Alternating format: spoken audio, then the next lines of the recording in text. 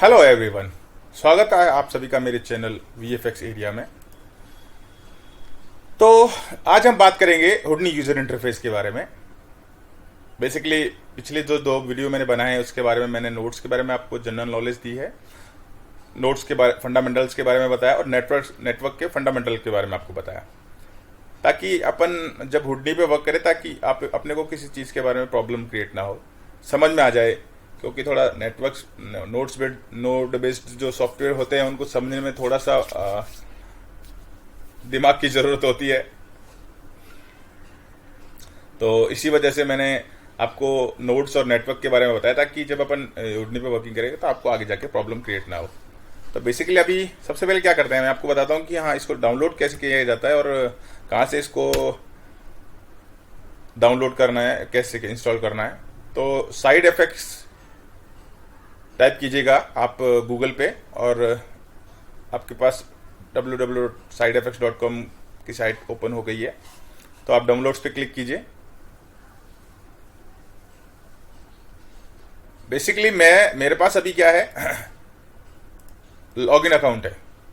तो आप मैंने इसको लॉग आउट किया अभी। तो आप यहाँ पे जाके और रजिस्टर कर सकते हैं अपना नाम वगैरह डाल के। जब आपके पास लॉगिन अकाउंट होगा तभी आप इसको डाउनलोड कर सकते हैं, अदरवाइज नहीं कर सकते हैं।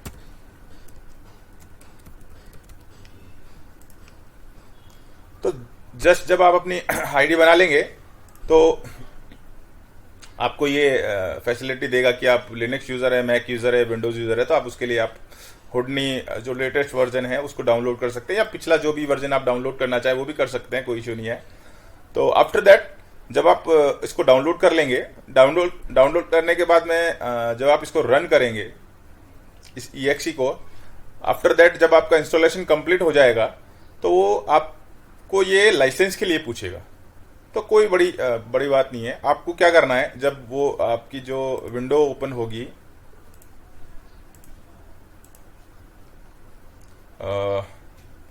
खैर अभी वो window actually I have installed already. तो जब आप विंडो ओपन होगी तो आपसे पूछेगा कि install licence server from the licence server. तो डायरेक्टली क्या करना है आपको कि जब आप इंस्टॉल करके जब लाइसेंस आपको नेक्स्ट करते जाना है, तो डायरेक्टली क्या होगा, साइड इफेक्ट्स का जो सर्वर है वहां से आपको लाइसेंस की मिल जाएगी नॉन कमर्शियल यूज के लिए। जैसे मैं भी अभी नॉन कमर्शियल यूज के लिए मैंने जो अपना जो 17.5 अभी हुडली इंस्टॉल किया हुआ है और 18 भी है मेरे पास में इंस्टॉल किया हुआ, तो मैं दोनों रन कर सकता हूं। तो मुझे क्या है, देखिए यहाँ पे नॉन कमर्शियल एडिशन दिख रहा होगा, तो आपको नॉन कमर्शियल एडिशन मिल जाएगा, कोई इशू नहीं है। तो मेरे जो ये वीडियोस हैं वो टोटल हिंदी लैंग्वेजेस में है। अगर आपको इंग्लिश लैंग्वेज में पढ़ना है तो आप इसके लर्निंग सपोर्ट पे जा सकते हैं, ट्यूटोरियल्स पे जा सकते हैं। और देखिए यहाँ पे अनलिमिटेड स्टफ है जो आप पढ़ सकते हैं, समझ सकते हैं, सीख सकते हैं, बहुत कुछ है, बहुत कुछ, वेरी ऑसम।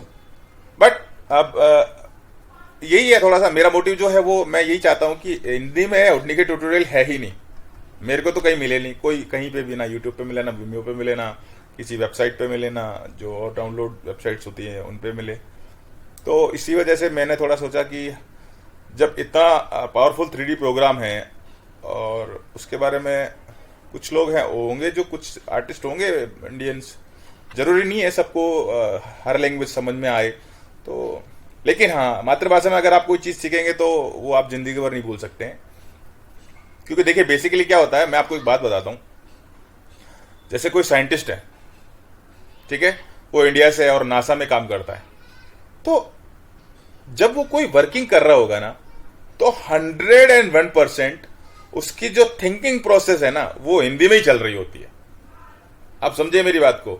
जैसे कोई भी न्यू आविष्कार, जैसे कोई आविष्कार करना, नया कोई आविष्कार कोई साइंटिस्ट करता है, तो जैसे कोई जर्मन साइंटिस्ट है और अगर कोई फ्रांस का साइंटिस्ट है, तो जो फ्रांस का साइंटिस्ट होगा ना वो फ्रेंच लैंग्वेज में ही वो अपने प्रोसेस को फॉलो करेगा। उसकी जो थिंकिंग प्रोसेस होगी ना वो फ्रेंच लैंग्वेज में होगी। जर्मन जो साइंटिस्ट है ना उसकी जो थिंकिंग प्रोसेस होगी ना वो जर्मन लैंग्वेज में होगी। तो जो इंडियन साइंटिस्ट होगा ना उसकी जो थिंकिंग प्रोसेस होगी वो मातृभाषा में हिंदी में होगी। ऑब्वियसली इसमें कोई इफ नो बट नहीं है। तो मेरा जो कहने का मोटिव है वो यही है कि जब आप अपनी मातृभाषा में किसी चीज को सीखते हैं, पढ़ते हैं, तो फिर आप उसको जिंदगी भर नहीं भूलते हैं। तो बस मेरा भी मोटिव यही है कि मेरा फोकस थोड़ा यही रहेगा इस पे मेनली। तो बाकी अगर आपको इंग्लिश में पढ़ना है तो इतने ट्यूटोरियल है कि आप पढ़ते पढ़ते थक जाएंगे। लेकिन हिंदी में पढ़ना है तो आपको मेरे चैनल पे आना पड़ेगा अभी के लिए, तो जहां तक मैंने देखा है। और बेसिकली मेरा चैनल भी नया ही है, पर धीरे धीरे नहीं, मैं बहुत ही स्पीडली इसको ग्रो करूंगा और बहुत ही अच्छा स्टफ मैं अपने चैनल पे लेके आने वाला हूं जरूर। हुडी के बाद भी और भी सॉफ्टवेयर मैं आपको ट्यूटोरियल बना के दूंगा, माया के, अनरील इंजन के, ऑसम ट्यूटोरियल। तो आपको कहीं और जाने की जरूरत नहीं है। तो जैसे आप यहाँ पे अगर जैसे साइड एप्स के वेबसाइट पे है तो आप कैटेगरी वाइज भी चूज कर सकते हैं। अगर आप एनिमेटर है, कैरेक्टर एनिमेटर है, कंपोजिटर है, क्राउड एफेक्ट्स है, आपको डिस्ट्रक्शन एफेक्ट्स यूज करना, डिजिटल एसेट है, एनवायरमेंट है, जो भी व्हाटएवर, तो आप कैटेगराइज कर सकते हैं। जैसे डिस्ट्रक्शन एफेक्ट्स है, तो ये डिस्ट्रक्शन एफेक्ट्स के बारे में जो 7 to 8 जो भी ट्यूटोरियल वो अवेलेबल हो गए हैं। अभी आपको देखना लेवल कौन सा है। तो अभी जैसे मैं मान लो कि मैं मास्टर क्लास में जाना चाहता हूं, तो मैंने मास्टर क्लास जैसे चूज किया ना, तो देखिए यहाँ पे गायब हो गया, कुछ भी नहीं है। तो दैट मीन्स मास्टर क्लास से रिलेटेड कुछ भी नहीं है। अभी मैं इंटरमीडिएट में जाना चाहता हूं, तो ये इंटरमीडिएट हो गया, ठीक है। तो इंटरमीडिएट में ये 3 वीडियो आए हैं। तो अभी क्या है कि अभी जैसे मेरे को ये वाला वीडियो देखना है, तो मैंने इस पर क्लिक किया और मैं चाहूं तो इसको यहां से भी प्ले कर सकता हूं, और जो यूट्यूब की वेबसाइट है वहां से भी मैं इसको प्ले कर सकता हूं। दोनों तरीके से अपन इसको प्ले कर सकते हैं। तो बेसिकली ये मैं आपको जस्ट बता रहा हूं कि आपको कैसे पढ़ना है, कैसे इस पे वर्किंग करनी है, ठीक है। चलिए अपन बात करते हैं आगे। अपने ज्यादा टाइम नहीं वेस्ट करेंगे और अपन जंप करते हैं हुडनी पे, ठीक है। अभी सबसे पहले बात करेंगे फाइल मेन्यू की। फाइल मेन्यू में हम गए तो यहां पे 2 चीजें हैं, न्यू प्रोजेक्ट और सेव प्रोजेक्ट, ठीक है। अभी अपन न्यू प्रोजेक्ट पे जाएंगे, तो जैसे ही क्लिक करेंगे तो आप देखिए आपको फैसिलिटी मिल रही है कि आप जब न्यू प्रोजेक्ट करेंगे तो Houdini geometry, Houdini digital asset, simulation, Alembic, texture, render, जैसे माया में अपन क्रिएट प्रोजेक्ट करते हैं तो वो बेसिकली सारे फोल्डर बना देता है, स्क्रिप्ट्स के, सीन के, एसेट्स के, सोर्स इमेज के। तो वैसे ही यहां पर भी है कि आपको सारे फोल्डर ये बना के देगा। ज्योमेट्री है तो जो ज्योमेट्री रहेगी वो ज्योमेट्री में सेव होगी। हुडनी डिजिटल एसेट्स है, एचडी है, इसके बारे में मैं बताऊंगा डिटेल में आपको कि हुडनी डिजिटल एसेट्स क्या होते हैं। बेसिकली जैसे आप कोई प्रोग्राम पे वर्क कर रहे हैं, कोई 3D प्रोग्राम आपने बनाया है या कोई मॉडलिंग स्ट्रक्चर आपने खड़ा किया है, तो उसको आप एचडीए में कन्वर्ट कर सकते हैं। एचडीए में कन्वर्ट करने के बाद में उसको आप कभी भी यूज कर सकते हैं। बेसिकली वो एक प्लगइन का काम करेगा, ठीक है ना। तो ये हो गया है, मतलब जैसे कि आपको न्यू प्रोजेक्ट बनाना है तो आप मेरा जो प्रोजेक्ट पाथ है, मैं आपको जस्ट हुडनी प्रोजेक्ट, आप इसको कोई भी नाम दे सकते हैं।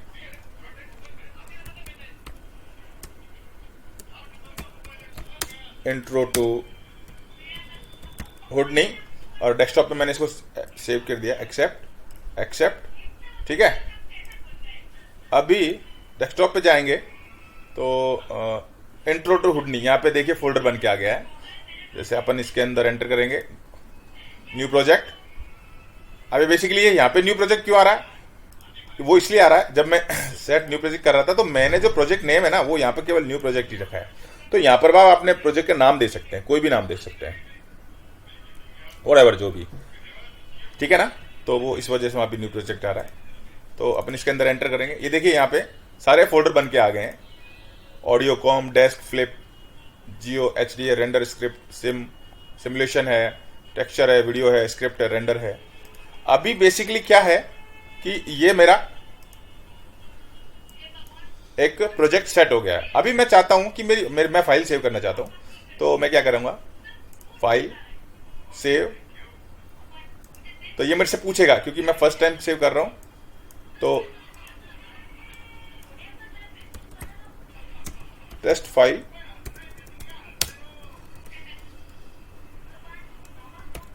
Zero one, okay accept.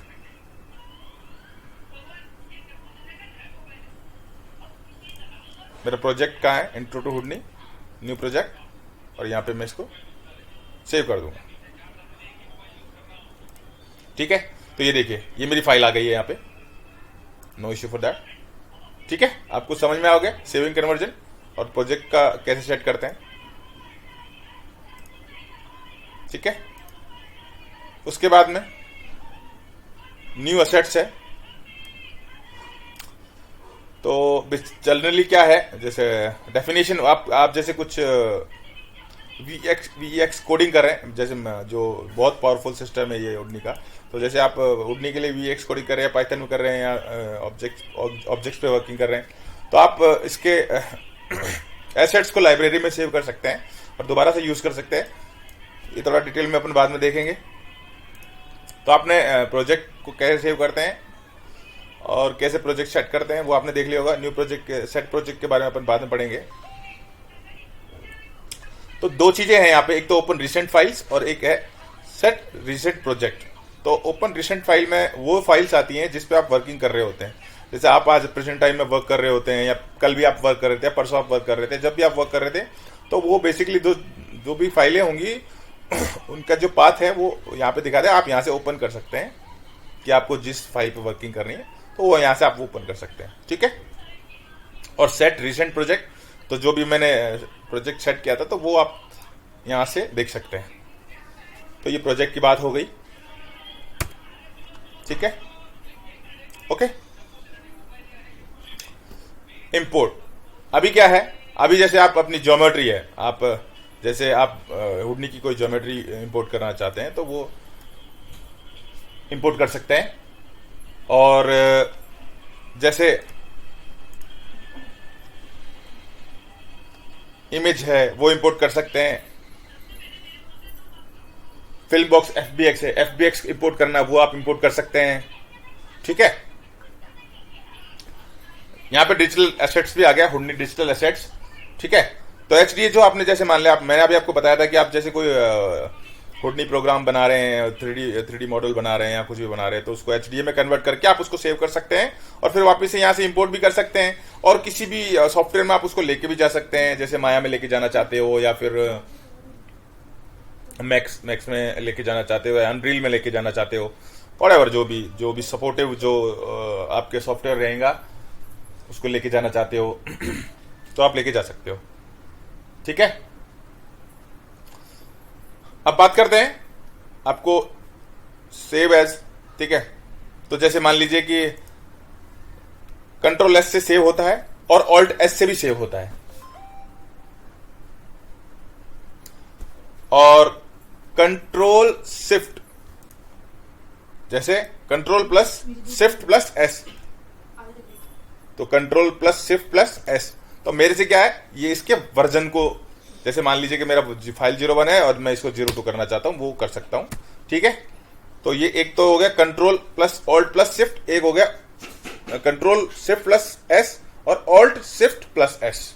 तो दोनों तरीके से आप इसको सेविंग वर्जन बना सकते हैं, आप इसका वर्जन बना सकते हैं।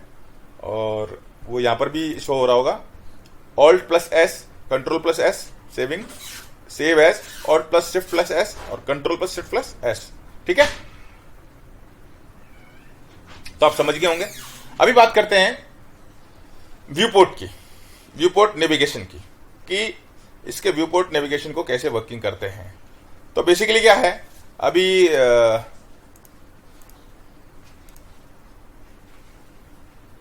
अपन माया और 3ds मैक्स वगैरह यूज करते हैं, तो उससे थोड़ा सा जस्ट लिटिल बिट डिफरेंस है, ज्यादा कुछ नहीं है। तो अभी क्या है, मेरा जो व्यूपोर्ट है अभी इसमें कोई भी ऑब्जेक्ट नहीं है, खाली है। तो मैं ना इसको विदाउट एनी की, मींस मैंने अभी ना ऑल्ट प्रेस किया है, ना कंट्रोल प्रेस किया है, ना शिफ्ट प्रेस किया है, ना स्पेस बार प्रेस किया है, और मैं इसको रोटेट कर सकता हूं, अपने व्यूपोर्ट को नेविगेट कर सकता हूं। ये मैंने लेफ्ट क्लिक से नेविगेट कर रहा हूं ओनली, ठीक है। और इसको डॉली कर सकता हूं, पेन कर सकता हूं लेफ्ट मिडिल माउस से, ठीक है। मिडिल माउस से स्क्रॉल करके मैं इसको जूम इन और जूम आउट कर सकता हूं। राइट क्लिक से मैं इसको डॉली कर सकता हूं, ये भी जूम इन आउट हो रहा है, ठीक है। समझ में आ रहा होगा आपको? ओके, एक चीज तो ये हो गई। अभी जैसे मान लीजिए कि मेरे व्यू पोर्ट पे कोई ऑब्जेक्ट है, then you can do that. अब आप इसको विदाउट एनी की, जैसे मान लीजिए कि अब आपने अगर कंट्रोल और ऑल्ट वगैरह स्पेस वगैरह कुछ प्रेस नहीं किया तो आप इसको रोटेशन और पेन वगैरह नहीं कर सकते। तब आपको क्या करना होगा, press press alt then left click, और आप इसके, मैं मेरे ऑब्जेक्ट को रोटेट कर रहा हूं, मतलब मेरे व्यू पोर्ट को नेविगेट कर रहा हूं, ठीक है। मिडिल माउस से पेन कर रहा हूं इसको ऑब्जेक्ट विथ व्यू पोर्ट, ठीक है। राइट क्लिक से डॉली कर रहा हूं, जूम इन और जूम आउट, ठीक है। Zoom in zoom out. अभी एक चीज ये क्या हुआ कि जैसे मेरा जो है ना ऑब्जेक्ट वो गायब हो गया। तो अपन माया जब यूज करते हैं तो माया में जब अपन अपना जो इन्फिनिटी में कोई ऑब्जेक्ट चला जाता है या अपने गायब हो जाता है तो अपन क्या करते हैं, एफ प्रेस करते हैं। एफ प्रेस करके वो व्यू पोर्ट पे आ जाता है। मैक्स में अपन जेड प्रेस करते हैं। लेकिन क्या है, हुडनी में थोड़ा लिटिल बिट डिफरेंस है। इसमें आपको क्या करना है, press space then h plus h. Okay, समझ में आ गया होगा आपको, स्पेस बार प्लस एच। तो आपका जो व्यू पोर्ट पे जो आपका जो ऑब्जेक्ट है वो अपना व्यू पोर्ट पे आ जाएगा। समझ में आ गई आपको ये चीज, ठीक है। अभी आपको मैंने बताया था कि ऑल्ट के साथ में आप इसको नेविगेट कर सकते हैं अपने व्यू पोर्ट को, लेफ्ट राइट क्लिक और मिडिल माउस से। एक तरीका और है, वो है स्पेस बार के साथ में, सेम एग्जैक्टली जो आप ऑल्ट के साथ में कर रहे हैं उस सेम। अभी मैं स्पेस बार प्रेस करता हूं, स्पेस बार प्रेस किया, उसके बाद में मैंने वही सेम, मैं अपने लेफ्ट क्लिक से इसको रोटेशन दे रहा हूं व्यू पोर्ट को, और पेन कर रहा हूं अपने व्यू पोर्ट को मिडिल माउस से, और वही राइट क्लिक से इन और आउट, जूम इन और जूम आउट, ठीक है। समझ में आ गया होगा आपको ये चीज, ठीक है। ओके, तो ये बात तो हो गई अपने व्यू पोर्ट नेविगेशन की, ठीक है। अब अपन बात करेंगे मूव टूल, स्केल टूल और रोटेशन टूल। अच्छा, जब आप माया यूज करते हैं तो मैक्स यूज करते हैं तो आप जब W प्रेस करते हैं तो आपको मूव टूल मिलता है, लेकिन इसमें थोड़ा डिफरेंस है। आप जैसे ही W प्रेस करेंगे तो आप वायर फ्रेम मोड में चले जाएंगे। जैसे मैं W प्रेस करता हूं तो मैं वायर फ्रेम मोड में आ गया, ठीक है। तो वापस W प्रेस कीजिए तो शेडेड मोड में आ गए, ठीक है।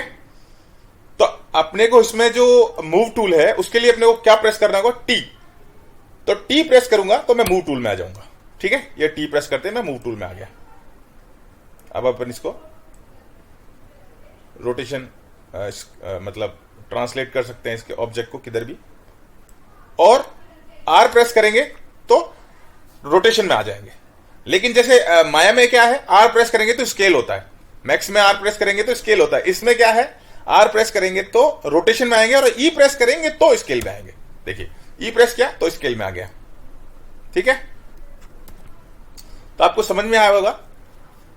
W से अपन वायर फ्रेम मोड में जाते हैं, T से अपन मूव टूल में जाएंगे, R से अपन रोटेशन में जाएंगे और E से अपन स्केल मोड में जाएंगे। समझ में आ रहा होगा आपको, ठीक है। बड़ा सिंपल है, कोई इशू नहीं है। बस जस्ट एंड थोड़ा सा डिफरेंस तो यही है ना कि माया में आप W से मूव टूल लेके आते थे, यहां पे आपको T से लेके आना, वहां पे आप R स्केल कर देते, तो यहां पे आप E से रोटेशन में जाएंगे। तो वही है, मैंने आपको बताया था, ये चीज को आप हॉटकी में जाके चेंज कर सकते हैं कि आप R से वापस स्केल कर सकते हैं और E से आप रोटेशन कर सकते हैं। यहां पे जस्ट एंड थोड़ा सा यही स्विच है, इनवर्स है, और कोई बड़ा इशू नहीं है, ठीक है। तो आपको ये चीज समझ में आ गई होगी। बेसिकली क्या है, मैं जो मैं यूजर इंटरफेस के बारे में मैं आपको बता रहा हूं, तो मैं आपको बेसिक फंक्शनलिटी इसकी जो कैसे वर्क करती है इसकी पूरे इंटरफेस की, वो उसके बारे में बताऊंगा। 2 पार्ट में बनाऊंगा इसके, और वो भी थोड़ी काफी लंबे होंगे। वो ऐसा नहीं है कि मैं 10-15 मिनट में ही आपको समझा के हटा दूं, तो ऐसा कुछ भी नहीं है।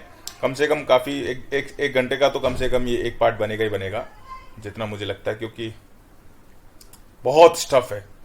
और बाकी जो यूजर इंटरफेस है उसके बारे में बताने के लिए तो कम से कम मैं 5 वीडियो बना लूँ तो भी कम पड़ेंगे। पर बेसिकली जैसे आपको वर्किंग करने के हिसाब से जितना मैं आपको समझा सकता हूँ 2 वीडियो में मैं आपको समझा दूंगा, और जरूरत पड़ेगी तो और भी मैं बना दूंगा आगे, कोई इश्यू नहीं है। ओके, तो ये व्यू पोर्ट के बारे में आपको समझ में आ गया होगा, और ऑब्जेक्ट के बारे में भी आपको पता चल गया होगा कि कैसे रोटेशन, मूव टूल और स्केल टूल और अपन को कैसे लेके आते हैं। ठीक है, डिलीट। अब बात करते हैं व्यू पोर्ट के विंडोज की। ये आपका व्यू पोर्ट हो गया, ठीक है, जहां पे आप वर्किंग करेंगे, 3D व्यू पोर्ट जिसको बोलते हैं अपन, 3rd डायमेंशनल। ये आपकी वो विंडो है जहां पर आप नोड पे वर्किंग करेंगे, ठीक है, नेटवर्क पे वर्किंग करेंगे। नोड्स और नेटवर्क्स, जिसके बारे में मैंने आपको पिछले वीडियोस में बताया था कि नोड्स क्या होते हैं, नेटवर्क्स क्या होते हैं।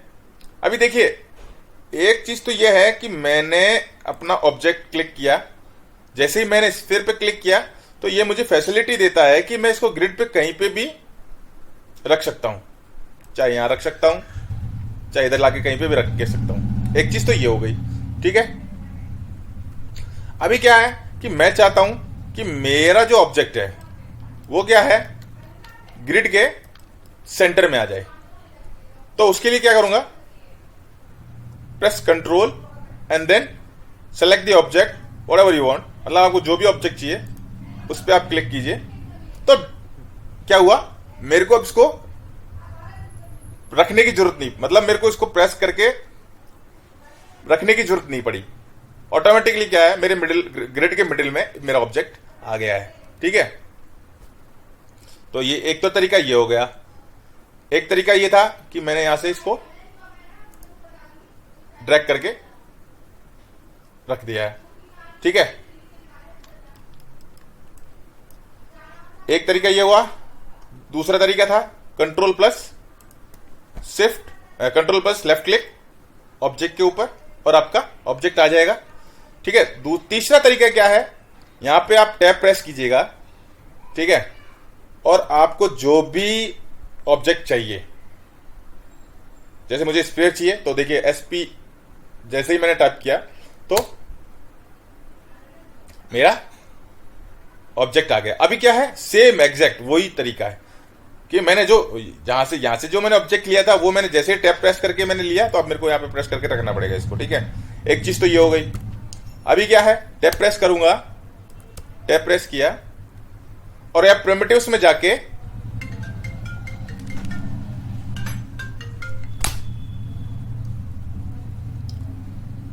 ओके सॉरी, वो एक्चुअली अपन क्या है, जस्ट इन मिनट, जैसे यहां पर मैं टैप प्रेस करूंगा और यहां पर मैं प्रिमिटिव्स में जाऊंगा और जो भी मुझे ऑब्जेक्ट लेना है, जैसे ट्यूब है, ट्योरस है, जो भी व्हाटएवर जो भी है, तो वो मैं बॉक्स है कुछ भी ले सकता हूं। तो अभी क्या है, अब आप देखना, एक चीज आप नोट करना कि जब मैंने अपने व्यू पोर्ट पे इसको सेलेक्ट किया स्फीयर या बॉक्स को, तो रेक्टेंगल से पूरा उसका शेप बन के आ रहा था। यहां पर जो शेप बन के आ रहा है वो नोड का शेप बन के आ रहा है।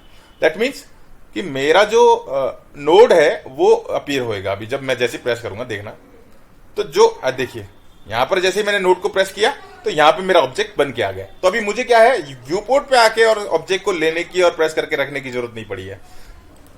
सेम एग्जैक्टली ऐसे आप जैसे ट्यूब ले लीजिए, ट्यूब लिया, अभी क्या है, ये मेरा देखिए, मैं आपको कर्सर दिख रहा होगा, तो जैसे अब मेरा ट्यूब मैंने लिया, अब मैं प्रेस करूंगा अपने नोड को तो डेफिनेटली यहां पर मेरा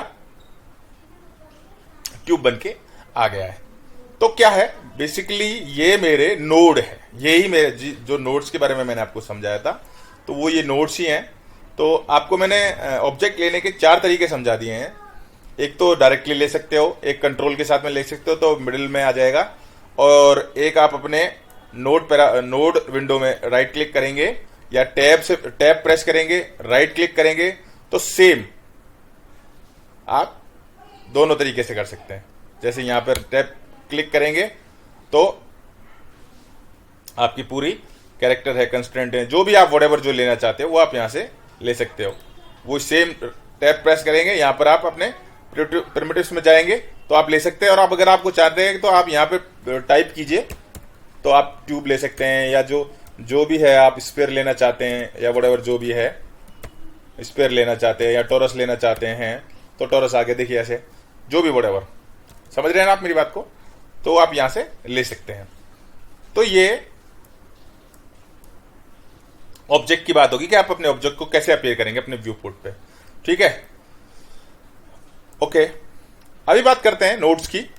तो सबसे पहली बात है कि कैसे वर्किंग होती है इसमें। तो एक ये तो हो गए नोड्स। अब ये इसका पूरा नेटवर्क है,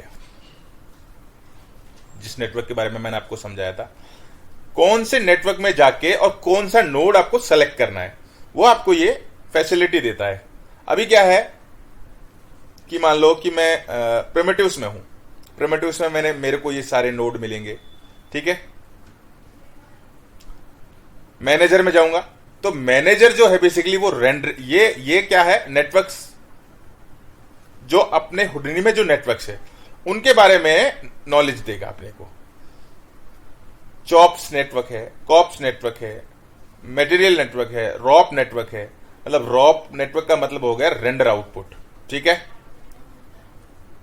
ठीक है। मटेरियल नेटवर्क है, कंपोजिटिंग नेटवर्क है, वीओपी वॉप्स नेटवर्क है, पार्टिकल्स का है जैसे। तो ये सारे नेटवर्क के बारे में दिखा रहा है। सेम नेटवर्क अपन यहां से भी विजिबल कर सकते हैं, ठीक है। सी एच कंपोजिटिंग नेट, ये चॉप नेटवर्क हो गया। आई इमेज का मतलब होता है, आई एम जी का मतलब कंपोजिटिंग नेटवर्क है। एम ए टी मैट का मतलब है मटेरियल नेटवर्क है। अभी हम लोग जो जिस नेटवर्क में है वो ऑब्जेक्ट नेटवर्क है, ये रहा ओबीजे ऑब्जेक्ट नेटवर्क। तो वो यहां पर भी आपको दिखा रहा होगा ऑब्जेक्ट। तो अगर जैसे मैं इसको चेंज करके और कंपोजिटिंग में जाना चाहता हूं, आईएमजी पे क्लिक करूंगा तो देखना यहां पर देखिए चेंज हो गया, कंपोजिटिंग नेटवर्क आ गया, ठीक है। अब जैसे मैं आउटपुट में जाके रेंडरिंग नेटवर्क में जाना चाहता हूं, आउट पे क्लिक करूंगा तो आउटपुट्स में आ गया। तो मतलब ये क्या है, बेसिकली रेंडरिंग नेटवर्क है, ठीक है। अच्छा, अब आपको मैं एक चीज और समझाता हूं। उसमें बेसिकली क्या था कि जब मैं ऑब्जेक्ट नेटवर्क में था, ठीक है, और मैंने राइट क्लिक किया तो मैं मेरे प्रिमिटिव्स में बॉक्स ले सकता हूं, सर्कल, जो भी व्हाटएवर, टोरस है या ट्यूब है, व्हाटएवर जो, ठीक है। अभी क्या है कि मैं आउटपुट रेंडर नेटवर्क में हूं। तो आउटपुट नेटवर्क में मैं जब रहूंगा, अब मैं राइट क्लिक करता हूं या मैं टैब प्रेस करता हूं तो अब देखिएगा मेन्यू चेंज हो गया, चेंज हो गया। क्या मेन्यू आ रहा है, अब यहां से मैं मेरा टोरस लेना चाहता हूं तो मैं I can't take the torus from the output network, understand. तो ये बेसिक चीज समझने की आप इसको थोड़ा सा कीप इन माइंड कि जब अपन आउटपुट नेटवर्क में रहे, आउटपुट विंडो में रहेंगे तो अपन you can't take the sphere और टोरस फ्रॉम द विंडो। वो आप कहां से ले सकते हैं, वो आप ऑब्जेक्ट मोड से ही ले सकते हैं। तो ये देखिए वापिस से प्रिमिटिव्स में आप अपने आ सकते हैं। यहाँ पे अगर मैं जैसे अब टोरस प्रेस करूंगा तो आ गया टोरस, ठीक है। अभी आप मान लो कंपोजिटिंग मोड में है, कंपोजिटिंग मोड में है, तो कंपोजिटिंग मोड में अब मैं चाहूं कि मैं कुछ, अब देखिए कंपोजिटिंग मोड में तो कुछ आ ही नहीं रहा है ठीक है। और वैसे भी जो हुडनी का कंपोजिटिंग नेटवर्क है वो इतना पावरफुल नहीं है। तो मैं आपको ये सजेस्ट करूंगा कि जब भी आप हुडनी पे वर्क करें तो कंपोजिटिंग के लिए आप बेसिकली सॉफ्टवेयर यूज करें, आफ्टर इफेक्ट या न्यूक वगैरह, ठीक है, या कोई ओपन सोर्स सॉफ्टवेयर यूज कर सकते हैं। तो आप यहां से आप ऑब्जेक्ट को नहीं ले सकते हैं। अभी जैसे कोई भी नेटवर्क है, मतलब मेरा मटेरियल नेटवर्क है, तो यहां पर मैं क्या है बेसिकली वो ही नोड्स सेलेक्ट कर सकता हूं जो ये काफी देखिए ये काफी सारे इसमें नोड्स आ रहे हैं मटेरियल के। तो बेसिकली आपको एक चीज और बता देना चाहता हूं कि हुडनी जो है ना वो शेडिंग के लिए और एफेक्ट्स के लिए इससे पावरफुल प्रोग्राम कोई भी नहीं है पूरे वर्ल्ड में।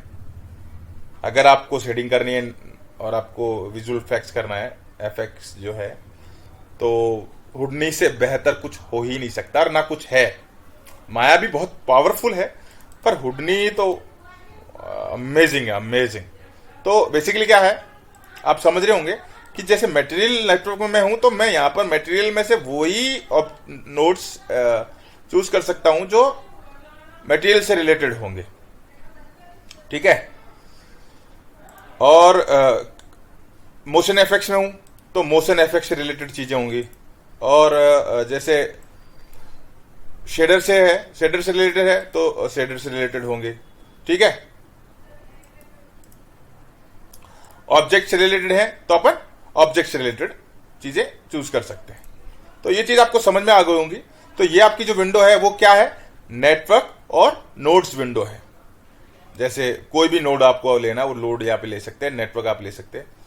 ये आपकी जो विंडो है वो है पैरामीटर विंडो, ठीक है। अभी जैसे मान लीजिए मैंने कोई प्रिमिटिव लिया, टॉरस लिया, प्रेस किया, मेरा टॉरस आया। अब देखिए आपका यहां पर इसके जो है वो सारे पैरामीटर्स आ गए, पैरामीटर्स आ गए हैं। जैसे मान लीजिए मैंने कोई स्फीयर लिया, ठीक है। अब एक चीज मैं आपको और बताता हूं, ये इसके जो पैरामीटर्स आ रहे हैं ये ऑब्जेक्ट मोड के हैं, ठीक है।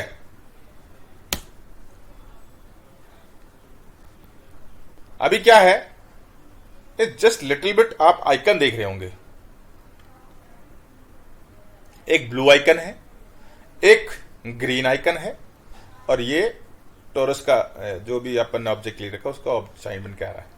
तो देखिए ना, मैं जैसे ब्लू आइकन पे क्लिक करूंगा ना, तो जो मेरा ऑब्जेक्ट है ना वो डिसअपियर हो गया है व्यू पोर्ट से, ठीक है। और जैसे ब्लू आइकन पे क्लिक करूंगा तो वापस अपीयर हो गया है।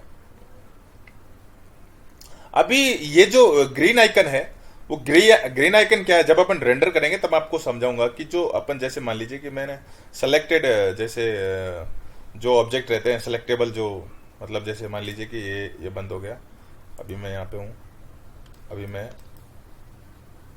इसको क्लिक करूंगा तो क्या है कि जब अपन नेटवर्क करेंगे कि अपन जब बहुत ह्यूज ज्योमेट्री आपके पास होती है तो कौन से को सिलेक्ट करना, कौन सा आपको रेंडर में चाहिए, कौन से पे आपको वर्किंग नहीं करनी है, तो आप इन दो बटन से उसको यूज कर सकते हैं, ठीक है। एक चीज और बताता हूं, जैसे ही मिडिल माउस में जाएंगे, सॉरी इसके मिडिल में जाएंगे नोड के, और मिडिल माउस क्लिक करेंगे तो आपको ये ना आपको इसकी इंफॉर्मेशन देगा कि क्या ये जो मतलब ऑब्जेक्ट है उसकी आइडेंटिटी क्या है, उसके कंटेंट्स कितने हैं, ठीक है, ट्रांसफॉर्म वगैरह जो भी व्हाटएवर जो भी, तो आपको पूरी इंफॉर्मेशन मिल जाएगी। अब देखिए एक चीज और बताता हूं कि जब मैंने मिडिल माउस क्लिक किया ओनली तो आपको ये एक विंडो अपीयर कर रहा है, पर जैसे ही मैं मिडिल माउस को अपने कर्सर हटा लूंगा तो वो डिसअपीयर हो जाएगी विंडो। तो अगर जैसे आपको ये अपीयर ही रखनी है विंडो, तो आप क्या करेंगे, कंट्रोल प्लस मिडिल माउस, देखिए अब ये क्या है, पूरी विंडो आपको सेपरेट मिल गई है।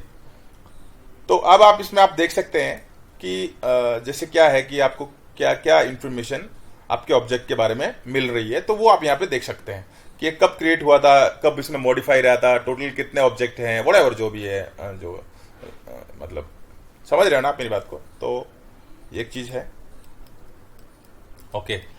तो अब क्या करेंगे अपन, आपको ये समझ में आ गया कि ब्लू आइकन से अपन क्या है ऑब्जेक्ट को अपीयर और डिसअपीयर कर सकते हैं। अभी ये अपन ज्योमेट्री मोड में है, ऑब्जेक्ट के ज्योमेट्री मोड में हूं मैं, इस पे डबल क्लिक करूंगा, देन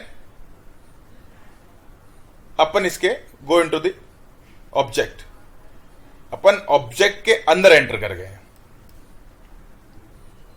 अभी यहां से जो मेरे पास इसके जैसे अभी मैं क्या है, अच्छा एक चीज और समझने लायक है कि ये बेसिकली एक फोल्डर स्ट्रक्चर ही है, समझिए आप इसको। जैसे अपन जैसे अपने कंप्यूटर में ड्राइव में जाते हैं, आपने कोई फोल्डर बना सकता है, डबल क्लिक करके आप उसके अंदर आ जाते हैं, फिर उसके अंदर अपने आपका क्या डेटा पड़ा हुआ वो आप देखते हैं। तो ये आप सेम एग्जैक्ट वही मेथड है। अब आप देखिए मैं ऑब्जेक्ट मोड में था, ऑब्जेक्ट मोड में मेरे पास ये दो ऑब्जेक्ट हैं, एक टॉरस है, एक मेरे पास स्फीयर है। अभी तो आप इनको फोल्डर मान के चलिए। अभी मैं मेरे स्फीयर पे क्या ऊपर क्लिक करूंगा, ये देखिए मैं इसके अंदर आ गया हूं। ठीक है, अभी मेरे पास इसका जो यहाँ पे इसके जो पैरामीटर्स है वो मेरे को मिल रहे हैं। तो मान लीजिए कि ये मेरा जो प्रिमिटिव टाइप है वो प्रिमिटिव्स है, मैं इसको पॉलीगन करना चाहता हूँ, पॉलीगन कर दिया। तो फ्रीक्वेंसी जो है, अभी आप देखिए इसकी जो शेप आ रही है वो थोड़ी डिस्टोर्टेबल है। 50 अभी स्मूथ आ गया है। ठीक है, तो आप इसको सेलेक्ट करके देख सकते हैं। अभी क्या है कि मैं ना, अभी मेरा जो मैं क्या मेरे ज्योमेट्री मोड में हूं ना, तो अभी क्या है, जैसे अपन मैक्स माया में वर्किंग करते हैं, तो जैसे मान लो मैंने कोई स्फीयर लिया, तो आप स्पेस बार प्रेस करेंगे और फिर आपके पास सारे डिटेल्स ओपन होकर आएंगे कि आप कौन से ऑब्जेक्ट में जाना चाहते हो, कौन से मोड में जाना चाहते हो, वर्टेक्स मोड में जाना चाहते हो, फेस मोड में जाना चाहते हो, या नॉर्मल मोड में जाना चाहते हो। तो वो बेसिकली क्या है, वो अभी मैं यहां पर हूं। अभी क्या है, मैं मतलब जैसे देखिए मैं क्लिक कर रहा हूं ना, तो क्या है, फेसेस सेलेक्ट हो रहे हैं मेरे। तो अभी क्या है, मैं इसके फेसेस मोड में हूं। अभी जैसे मैंने चाहता हूं कि मैं इसके पॉइंट मोड में जाना चाहता हूं, तो मैं इसके पॉइंट मोड में आ गया हूं। और मैं जैसे इसके नॉर्मल मोड में जाना चाहता हूं, तो डिस्प्ले नॉर्मल, तो मैं क्या है, इसके नॉर्मल मोड में आ गया। ठीक है, आप समझ रहे होंगे ना चीज को, क्या मैं क्या कर रहा हूं। अभी अब देखिए, अब मैं इसके मैं इसको डिलीट मार देता हूं ताकि आपको समझने में आसानी रहे। अभी मैं इसके ऑब्जेक्ट मोड में आ गया हूं। ठीक है, तो अब आप इसको सेलेक्ट करेंगे तो आप इसको मूव कर सकते हैं कहीं पे भी। ठीक है, अभी मैं वापस इसके ज्योमेट्री मोड में जाना चाहता हूं, तो ऑब्जेक्ट की ज्योमेट्री मोड में मैं आ गया हूं। तो मैं मतलब जैसे पॉइंट में था, अभी जैसे मैंने ये पॉइंट मोड में हूं और मैं इसके नंबर देखना चाहता हूं पॉइंट्स के, तो मैं यहां पे क्लिक करूंगा तो मैं नंबर्स पे आ जाऊंगा। सॉरी, इस पे क्लिक करना रहेगा। देखिए ये पॉइंट्स नंबर आ गए। वो अभी मैं आपको बताता हूं आगे इसके बारे में, तो एक फाइल खोल के तो अच्छे से आपको समझ में आएगा। तो बेसिकली क्या था कि जब आप कोई ऑब्जेक्ट लेते हैं तो उस पर आपको जब चेंजेस करने या कुछ भी करना है व्हाटएवर, तो आप उसके ज्योमेट्री मोड में जाएंगे और फिर देन आप उस पर चेंजेस करेंगे। तो मतलब क्या है, अभी जैसे मैं एक ट्रांसफॉर्म नोड लेता हूं और उसको इससे कनेक्ट कर देता हूं, और अभी मैं इसके नंबर मोड से बाहर आता हूं। देखिए आप समझ में आ रहा क्या हो रहा है। ये नोड का मतलब जो मैं आपको समझाना चाह रहा था, अभी आप ज्यादा दिमाग पे लोड लेने की जरूरत नहीं है क्या हो रहा क्या नहीं हो रहा। ये बेसिकली क्या हुआ है, मेरा एक स्फीयर है, ठीक है, उस स्फीयर को मैंने एक ट्रांसफॉर्म नोड से ऐड कर दिया है। अभी क्या है कि मेरा जो ट्रांसफॉर्म नोड है वो देखिए, उसको मैं कैसे भी कंट्रोल कर सकता हूं। रोटेशन, रेडियस है, सेंटर है, रोटेट है, या कुछ भी व्हाटएवर जो भी है। तो क्या है, ये डिटेल में मैं आपको समझाऊंगा। जस्ट बीच को मैंने आपको बस ज्योमेट्री मोड में ये समझा रहा हूं कि आप यहाँ पे इस स्फीयर में आप अपने पूरा एक स्ट्रक्चर, फोल्डर स्ट्रक्चर में, जैसे आपने अपना कोई फोल्डर बनाया है, उसमें आप अपना एक मूवीज का फोल्डर रखते हैं, एक अपना सॉन्ग्स का फोल्डर रखते हैं, एक अपना वर्क का फोल्डर रखते हैं, और एक इमेजेस का फोल्डर रखते हैं। तो वैसे ही ये है, ये एक मेरा फोल्डर है स्फीयर का, उसमें अब मैं आगे स्ट्रक्चर क्रिएट करना चाहता हूँ किसी भी तरीके का। तो फिर मैं वन बाई अपन आगे चल के उसमें वर्किंग कर सकते हैं। ठीक है, आपको ये चीज समझ में आ गई होगी। Delete that. ओके, तो ये आपके नोड्स और नेटवर्क विंडो हो गई, ये आपकी पैरामीटर विंडो हो गई, ये आपका व्यू पोर्ट हो गया। ठीक है, तो इन तीन चीजों के बारे में अपन बात कर चुके हैं। तो जिस चीज को, जैसे मान लीजिए कि मैं मैंने आपको ये भी बताया कि अपन ऑब्जेक्ट को कैसे अपीयर कर सकते हैं अपने व्यू पोर्ट पे, उनके दो तीन चार तरीके मैंने आपको बताए हैं। और नेटवर्क्स वगैरह में मैंने आपको बता दिया कि कौन से नेटवर्क्स में अपन क्या क्या, जैसे मोशन एफेक्ट्स है, कंपोजिटिंग है, मटेरियल है, ऑब्जेक्ट है, आउटपुट रेंडरिंग नेटवर्क है, तो उनमें कैसे जाते हैं, वहाँ पे क्या अपने को चाहिए अपन यूज कर सकते हैं। नोट्स को कैसे अपीयर कर सकते हैं, कैसे नोट्स अपन यहाँ से ले सकते हैं, ठीक है। और नोट्स लेने के बाद में अपना वहाँ पे यहाँ पे इसका पूरा पैरामीटर आता है, ठीक है। बेसिकली ये सारे हैं, मतलब अगर मैं इनको सबको बताने बैठूंगा तो आप ये समझ लीजिए कि एक वीडियो भी पूरी रात में खत्म नहीं होगा। तो मतलब डायनामिक्स है, तो डीओपी नेटवर्क्स है। तो अभी जैसे मैंने पूरा नेटवर्क लिया डायनामिक्स का, अंदर जाऊंगा मैं इसके। तो अभी क्या है, मेरे पास कोई ऑब्जेक्ट नहीं है, तो मैं आपको करके दिखाता। ये थोड़ा डिटेल की चीज़ें मैं बाद में बताऊंगा। तो मैं बेसिकली आपको ये समझा रहा हूँ कि अपन रिवीजन बता रहा हूँ कि अपन क्या क्या क्या अपने नेटवर्क्स के बारे में देखा, अपन ने नोट्स के बारे में देखा, व्यू पोर्ट्स के बारे में देखा, इसके नेविगेशन के बारे में देखा, ऑब्जेक्ट को कैसे अपीयर करते हैं उसके बारे में अपन ने देख लिया, ठीक है। तो ये इतनी चीज हो गई है। अब मैं आपको थोड़ा बेसिक फंक्शनलिटीज के बारे में बताता हूँ। अभी मेरा ये एक नोड नेटवर्क है, ठीक है। अभी मैं चाहता हूं, आप माया में आप स्पेस बार प्रेस करते थे तो आप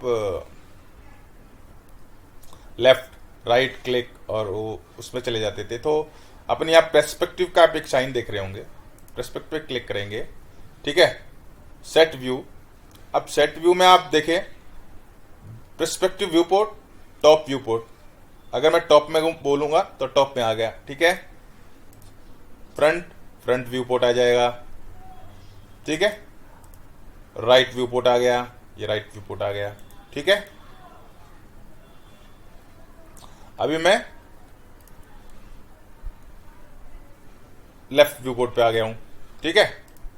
और मेरा बॉटम व्यू पोर्ट आ गया, ठीक है। तो वापिस से पर्सपेक्टिव पे चलते हैं।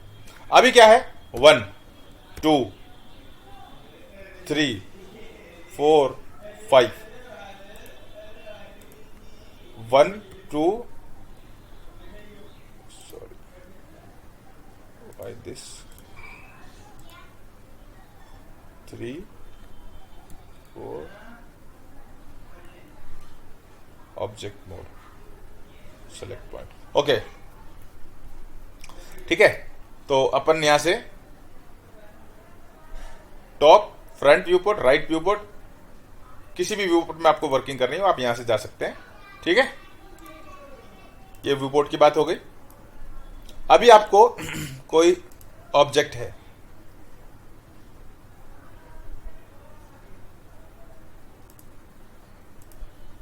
जैसे मेरा ये स्फीयर है, ठीक है। अभी मैंने आपको बताया था कि जैसे डब्ल्यू प्रेस करेंगे तो अपन इसके वाई फ्रेम मोड में चले जाएंगे। अब आपको बाकी फ्रेम्स में जाना है तो आप पर्सपेक्टिव में आएंगे, शेडिंग में आएंगे, डिस्प्ले में आपको बाद में बताता हूं, पहले शेडिंग देख लेते हैं। तो वाई फ्रेम बाउंडिंग बॉक्स, तो मेरा जो काफी बार क्या होता है कि जब अपन वर्किंग करते रहते हैं तो अपनी फाइल बहुत हैवी हो जाती है।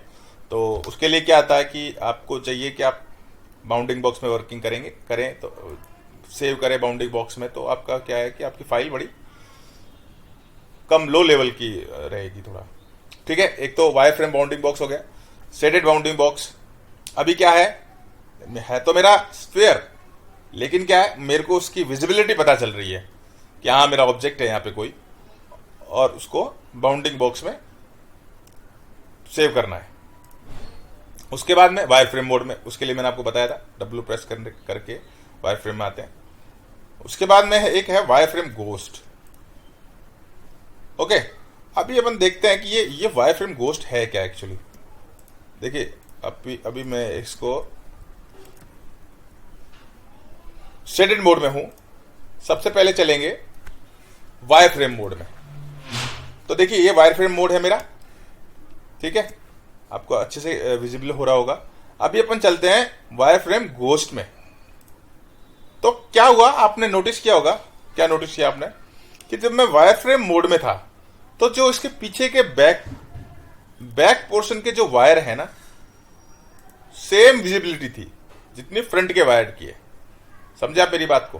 लेकिन वायर फ्रेम गोस्ट में क्या हुआ कि जो पीछे के जो वायर है ना, उनकी विजिबिलिटी फ्रंट के वायर से कम है। तो ये बड़ा अच्छा फीचर है। तो आपको समझ में आ गया होगा कि वायर फ्रेम और वायर फ्रेम गोस्ट में क्या आपको अंतर है, मतलब ठीक है। और हिडन लाइन गोस्ट, तो आपकी जो शेडेड मोड पे लाइन वायर फ्रेम है वो आ जाएगा, ठीक है। स्मूथ वायर शेडेड, तो प्योर स्मूथ मोड में आ जाएगा। तो आपको जिस मोड में जाना है तो आप यहां से स्मूथ शेडेड में जाना है तो स्मूथ शेडेड में आप जा सकते हैं, ठीक है। अभी ये हो गई पर्सपेक्टिव की बात। लेफ्ट राइट टॉप बॉटम कैसे आते हैं, वो कौन से मोड में आपको कैसे जाना है वो आपको यहां से जा सकते हैं, ठीक है। अभी डिस्प्ले, तो ये मैं आपको जब अभी आगे बताऊंगा जब अपन किसी फाइल पे वर्किंग करेंगे, ताकि अच्छे से मैं आपको समझा सकूंगा, ठीक है। अभी क्या है, कंट्रोल, मैंने मान लीजिए मेरा ऑब्जेक्ट है, अभी मेरा ऑब्जेक्ट में कैमरा, मतलब मैं जिस एंगल में हूं तो उस एंगल पे मेरे को कैमरा चाहिए। तो यहाँ पे देखिए नो कैम के करके ऑप्शन आ रहा है, वहां पे जाएंगे आप, न्यू कैमरा करेंगे तो क्या है, जिस एंगल पे मैं था उसी पर्सपेक्टिव एंगल से कैमरा एंगल बन गया, ठीक है। अभी मैं कैमरा मोड में हूं और देखिए जैसे ही मैंने कैमरा लिया यहां से तो मेरा एक नोड भी अपीयर हो गया यहां पर। तो मैंने आपको समझाया था, आप यहां से लेंगे तब भी सेम चीज आएगी, यहां से लेंगे तो भी सेम नोड यहां आएगा, यहां से लेंगे तो भी वो सेम यहां आएगा। तो अब जैसे मान लीजिए कि मैं नो कैम, ठीक है, कैमरा और कैमरा ले लिया मैंने। तो ये क्या है, जब आपको सेपरेट कैमरा चाहिए, ये मैं आपको इसलिए बता रहा हूं। देखिए मैंने जैसे ही यहां से कैमरा लिया तो कैम 2 भी आ गया यहां पर और ये कैमरा यहां आ गया। अभी आप कैम 2 में जाएंगे तो देखिए मैं पता नहीं कहां, मेरे को पता ही नहीं चल रहा ये कैमरा किधर है। तो मैं अब क्या करूंगा, मेरे को कैमरा सेट करना है तो मैं क्या करूंगा, अब मेरा डॉली करूंगा, रोटेशन लूंगा, जैसे अपन माया में करते हैं ना, तो मैं करूंगा। ये देखिए मैं करता हूं, ओह ये क्या हुआ, मैं तो वापस पर्सपेक्टिव में आ गया, ये क्या लोचा है। तो इसके लिए आपको क्या करना होगा, जब आप कैमरा मोड में होते हैं, हुड्डी में ये थोड़ा सा बहुत अच्छा फीचर है, ठीक है। अभी क्या है, मेरे को मेरे कैमरा को लॉक करना पड़ेगा, तो लॉक कैमरा, ठीक है, ये लॉक हो गया। अब मैं इसको रोटेशन, मूव या जो भी व्हाटएवर, देखिए आ गया मेरा ऑब्जेक्ट। ये मेरा कैम 1 है, आप कंफ्यूज मत होइएगा ठीक है। तो ये मेरा ऑब्जेक्ट, मतलब ऑब्जेक्ट अपीयर हो गया कैमरा में, ठीक है। अभी कैम 1 और कैम 2, तो क्या हुआ, आप जब भी आप ये चीज कीप इन माइंड कि जब भी आप वर्किंग कर रहे होते हैं हुडनी में और आप कैमरा एंगल पे रहेंगे, तो आपको क्या है, आपको जैसे कैमरा पे ट्वीकिंग करनी है तो आप कैमरा को लॉक जरूर कर लीजिएगा, अदरवाइज आप पर्सपेक्टिव मोड में आ जाएंगे, ठीक है। ये चीज आपको समझ में आ गई होगी। ओके, तो अभी तक अपन ने मतलब अब रिपोर्ट के बारे में बात करी, नोट्स के बारे में बात करी, नेटवर्क के बारे में बात करी, कैमरा कैसे सेट करते हैं वो अपन ने देख लिया, प्रोस्पेक्टिव लेफ्ट राइट क्लिक कैसे जाते हैं वो अपन ने देख लिया, मूव टूल, स्केल, रोटेशन, वो सब अपन ने देख लिया, ठीक है। अब अपन बात करते हैं पैनल की। ये जो पैनल है, अभी मैं चाहता हूं कि मेरे को यहां पे, अभी जैसे मैं क्या चाहता हूं कि मैं यहां पे मल्टीपल पैनल पे वर्किंग करना चाहता हूं, मल्टीपल पैनल पे मैं वर्किंग करना चाहता हूं। तो मैं क्या करूंगा, यहां पे एक छोटा सा आइकन देख रहे हो, एरो बना हुआ देख रहे हैं आप, ठीक है। तो इस पे एरो पे क्लिक करेंगे, यहां पे देखिए स्प्लिट पेन लेफ्ट और राइट, क्लिक किया तो क्या हुआ, मेरे को एक पैनल मिल गया। अभी क्या है कि मैं चाहता हूं कि ये जो पैनल है, ये पैनल, इस पे तो मैं ऑब्जेक्ट पे काम करता रहूं, ठीक है, लेकिन ये पैनल पे मेरा आउटपुट पैनल रहे, जहां पर मैं रेंडर से रिलेटेड वर्किंग करता रहूं। आप समझ रहे हो ना मैं क्या करना चाह रहा हूं? तो ये मेरे पास दो पैनल आ गए जिसमें मैं अलग अलग वर्किंग करना चाहता हूं। अभी आप चाहते हो कि मेरे को एक पैनल और चाहिए, ठीक है, तो एक काम करो, एक पैनल और ले लो, इस पे कंपोजिटिंग वर्क हो सकता है। अब आपको चाहिए अरे नहीं यार, मेरे को तो यार एक पैनल और चाहिए। जब मल्टीपल स्क्रीन होती है, अभी तो जैसे मेरी तो फर्स्ट एक ही स्क्रीन है, जब आपके पास मल्टीपल स्क्रीन होती है तो आप इसको यूज कर सकते हैं। तो देखिए, 1 by 1 आप कितने भी पैनल ले सकते हैं, कितने भी, ठीक है। और इसका जो शॉर्टकट है, ऑल्ट ब्रैकेट है, लेफ्ट ब्रैकेट, ठीक है। अब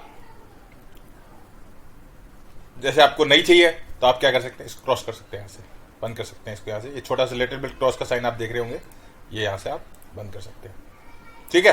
तो ये पैनल की बात हो गई। सेम चीज आप सब जगह कर सकते हैं, जरूरी नहीं है ये इसी विंडो, इसी पैनल की बात नहीं है। अभी आप चाहते हैं कि मेरे को यहां पर भी यही चाहिए, ठीक है, तो आप यहां पर भी कर लीजिए, ठीक है। ये लीजिए, ये लीजिए, ठीक है। तो ये आप यहां पर भी वर्किंग कर सकते हैं। तो और इसमें आप, लेकिन यहां पर क्या रहेगा, इसमें थोड़ा सा यही डिफरेंस है। आप देखिएगा, जैसे मैं आउटपुट विंडो में जाना चाहता हूं, तो आउटपुट में, शेडर में जाना चाहता हूं तो शेडर में। अब जैसे मैं किसी को भी चेंज करूंगा ना, तो ये चारों चेंज हो जाएंगे। लेकिन यहां नीचे ये नहीं है, नीचे में क्या है, सेपरेट काम वर्किंग कर सकता हूं। पैरामीटर्स में ये है कि वो सब चेंज होंगे, लेकिन नीचे क्या है, जैसे मैं इसमें ऑब्जेक्ट मोड में हूं और यहां पर मैं कंपोजिटिंग मोड में हूं। लेकिन यहां पर क्या है, मैं अगर कंपोजिटिंग मोड में जाऊंगा ना, तो वो बेसिकली सबको चेंज कर देगा, ठीक है। अभी क्या है, मैं यहां पे ऑब्जेक्ट मोड में आ जाता हूं,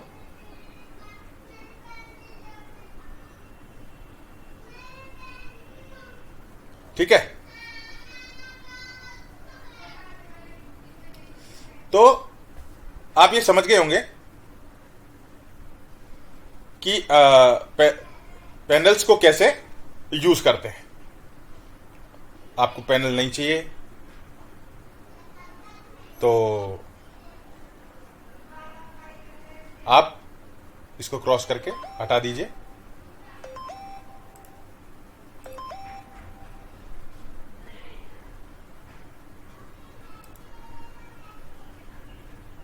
इसको हटा दीजिए, ठीक है।